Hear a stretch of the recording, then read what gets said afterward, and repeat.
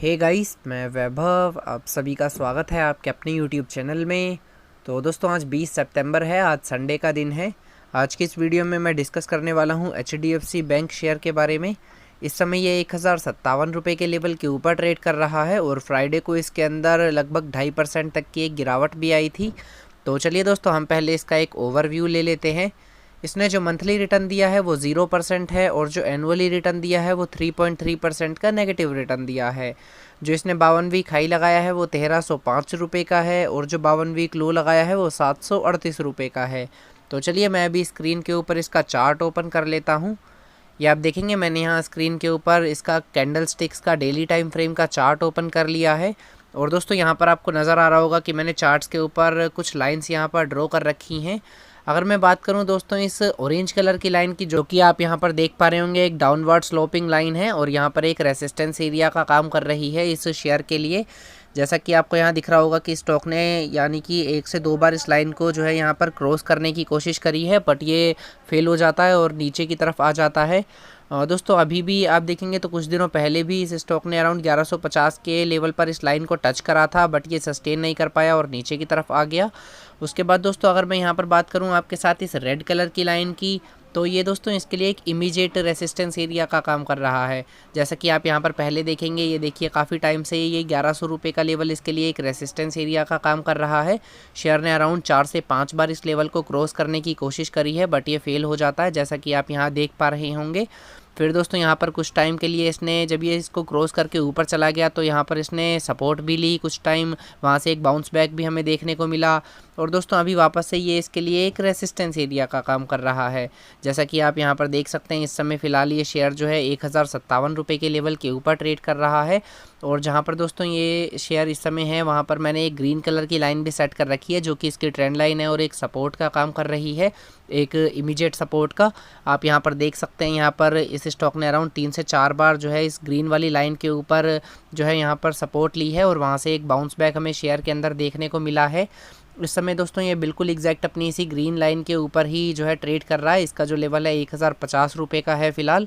उसके बाद दोस्तों लास्ट में एक ये लाइन बचती है, ये आप देख पा रहे होंगे, एक ब्लू कलर की लाइन है, जो कि इसके लिए एक शॉर्ट टर्म सपोर्ट एरिया का काम कर रही है। जैसा कि स्टॉक ने 3 से 4 बार इस लेवल के ऊपर जो है यहाँ पर एक सपोर्ट ली है और फिर हमें शेयर के अंदर एक बाउंस बैक देखने को मिला है। अगर मैं बात करूँ दोस्तों इस लेवल की, तो ये 1025 रुपये का लेवल है फ़िलहाल इस ब्लू कलर की लाइन का। और दोस्तों, आपको चार्ट अगर आप यहाँ पर गौर से देखते हैं तो आपको देखने को मिलेगा एक सिमेट्रिक ट्रायंगल यहाँ पर फॉर्म हो रहा है। अगर इस शेयर के अंदर दोस्तों एक, यानी कि इस ग्रीन कलर की लाइन से ही एक सपोर्ट लेकर ये शेयर एक बाउंस बैक दिखाता है, तो फिर ये इजीली जो है 1100 रुपये के लेवल तक आ जाएगा, बिकॉज 1100 रुपये के लेवल के ऊपर एक हैवी रेसिस्टेंस एरिया है। जैसा कि आप यहाँ पर देखेंगे, ये तीनों लाइन यहाँ पर इंटरसेक्ट हो रही हैं, ये एक रेड कलर की भी, ऑरेंज भी और एक ये ग्रीन कलर की लाइन भी। ये तीनों लाइन दोस्तों आपस में यहीं पे इंटरसेक्ट हो रही है 1100 रुपये के लेवल के ऊपर। तो मैं ऐसा कह सकता हूँ कि 1100 रुपये का लेवल क्रॉस करके इस स्टॉक के लिए ऊपर जाना काफ़ी ज़्यादा मुश्किल होगा। अगर ये 1100 रुपये का लेवल क्रॉस करके ऊपर चला जाता है तो दोस्तों फिर इसको जो एक अगला रेसिस्टेंस फेस करना पड़ेगा वो 1150 रुपये के लेवल के ऊपर होगा। और अगर हम अभी बात करें स्टोकास्टिक मोमेंटम के इंडिकेटर की, तो डेली टाइम फ्रेम के ऊपर ये इस समय हमें एक बियरिश व्यू दे रहा है, या फिर मैं कहूँ तो ये ओवरसोल्ड जोन के अंदर है। तो चलिए दोस्तों, मैं अभी स्क्रीन के ऊपर मूविंग एवरेजेस सेट कर लेता हूँ। तो दोस्तों, मैंने अभी स्क्रीन के ऊपर मूविंग एवरेजेस सेट कर ली हैं। एक ये 50 पीरियड की एक्सपोनेंशियल मूविंग एवरेज है, जिसका लेवल 1076 रुपये का है, और एक ये 20 पीरियड की एक्सपोनेंशियल मूविंग एवरेज मैंने यहाँ सेट कर रखी है, जिसका लेवल 1100 रुपये का है। आप यहाँ देखेंगे तो ये जो 20 पीरियड की एक्सपोनेंशियल मूविंग एवरेज है, ये बिल्कुल अपनी ये जो मैंने रेड कलर की लाइन एक चार्ट के ऊपर सेट कर रखी है, बिल्कुल इसी के पास ही जो है इसका लेवल है 20 पीरियड की एक्सपोनेंशियल मूविंग एवरेज का। तो दोस्तों, हमें ये मूविंग एवरेज भी यही बता रही है कि इसको जो एक रेसिस्टेंस फेस करना पड़ेगा वो 1100 रुपये के लेवल के ऊपर ही करना पड़ेगा, बिकॉज 1100 रुपये के लेवल के ऊपर काफ़ी सारी जो लाइंस है वहाँ पर इंटरसेक्ट हो रही हैं। तो चलिए मैं अभी स्क्रीन के ऊपर ऑप्शन चेन ओपन कर लेता हूँ, देखते हैं ऑप्शंस का डाटा इस समय हमें क्या शो करता है। तो दोस्तों, मैंने अभी स्क्रीन के ऊपर HDFC बैंक की 24 सितंबर की एक्सपायरी की ऑप्शन चेन ओपन कर ली है। और अगर आप यहाँ पर दोस्तों कॉल्स के डाटा में देखते हैं तो आप यहाँ क्लियरली देख सकते हैं कि 1100 रुपये की स्ट्राइक प्राइस के ऊपर इस समय कॉल्स में सबसे ज़्यादा ओपन इंटरेस्ट बिल्डअप है। तो मैं दोस्तों ऐसा कह सकता हूँ कि ऑप्शन चैन भी हमें यही बता रही है कि इसको जो एक हैवी रेसिस्टेंस फेस करना पड़ेगा वो 1100 रुपये के लेवल के ऊपर ही करना पड़ेगा। बिकॉज 1100 के बाद आप देखेंगे तो कुछ भी इतना ज़्यादा कोई वर्क हो नहीं रहा है ऑप्शंस के अंदर। 1100 रुपये की स्ट्राइक प्राइस के बाद मैक्सिमम टू मैक्सिमम दोस्तों फिर ये 1120 1130 रुपये के लेवल तक टच कर सकता है सितंबर की एक्सपायरी में, वो भी अगर जब ये 1100 का लेवल क्रॉस करेगा तब।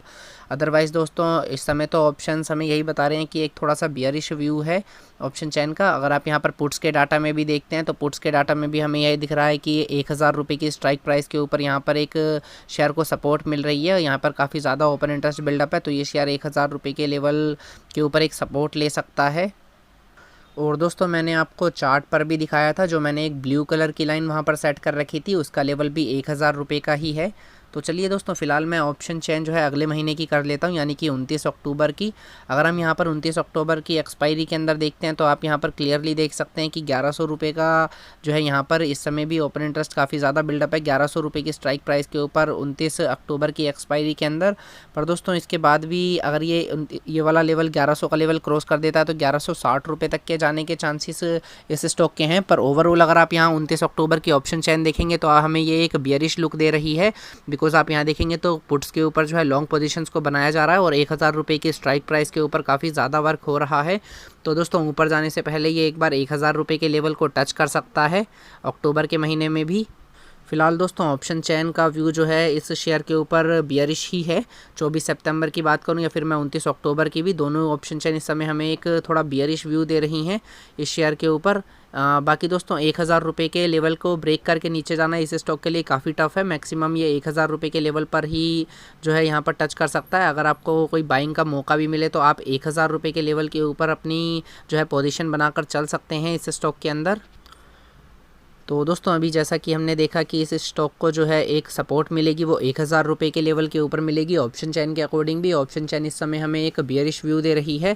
जैसा कि मैंने आपको यहाँ चार्ट के ऊपर भी बताया कि 3 जो मेजर लाइंस हैं, यानी कि इसकी सपोर्ट और रेसिस्टेंस एरिया की जो लाइंस मैंने यहाँ सेट कर रखी है, ये तीनों लाइन 1100 रुपये के लेवल के ऊपर इंटरसेक्ट हो रही हैं। तो 1100 रुपये का लेवल क्रॉस करके ऊपर जाना इस स्टॉक के लिए काफ़ी मुश्किल होने वाला है इसी एक्सपायरी के अंदर। पर दोस्तों ओवरऑल अगर मैं बात करूं तो अगर आप कोई इसके अंदर कोई ट्रेड लेना चाहते हैं तो अभी थोड़ा सा वेट करिए, बिकॉज ऑप्शन चैन हमें एक बियरिश व्यू दे रही है। ये स्टॉक 1000 रुपये के लेवल तक टच कर सकता है। आप अगर 1000 रुपये के आसपास कोई इसके अंदर ट्रेड बनाकर चलते हैं तो आई होप आपको एक अच्छा गेन देखने को मिलेगा उस समय। पर अभी कोई भी इसके अंदर बाई की सलाह नहीं रहेगी जब तक ये इन तीनों लाइन्स को ऊपर करके यानी कि एक ब्रेकआउट नहीं देता, तब तक कोई भी बाई की सलाह नहीं रहेगी।